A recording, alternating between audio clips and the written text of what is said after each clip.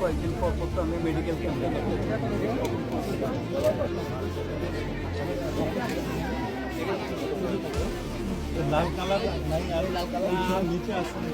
আপনাদের পাশে আছি, সুখে দুঃখে সবসময় আমরা আপনাদের পাশে থাকবো। এটি অংশ হিসেবে আজকে আমরা কিছু কম্বল বিতরণ করলাম। এই অনুষ্ঠানটা অবশ্যই চলমান থাকবে।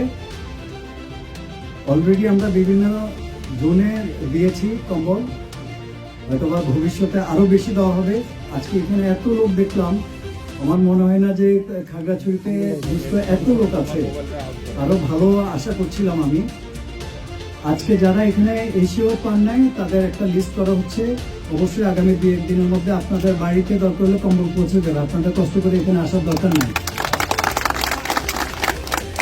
আমাদের জন্য দোয়া করবেন। এই উপহারটা খুব ক্ষুদ্র হতে পারে, বাট মাথায় রাখবেন যে প্রত্যেকটা কম্বলের সাথে আপনাদের প্রতি আমাদের সম্মান, আপনাদের প্রতি আমাদের ভালোবাসা এটা মিশে আছে এই কম্বলের সাথে।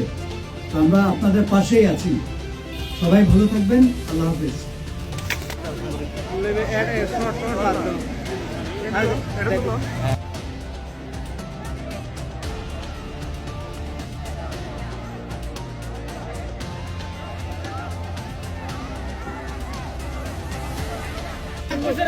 হ্যাঁ ভিতরে রাখবে।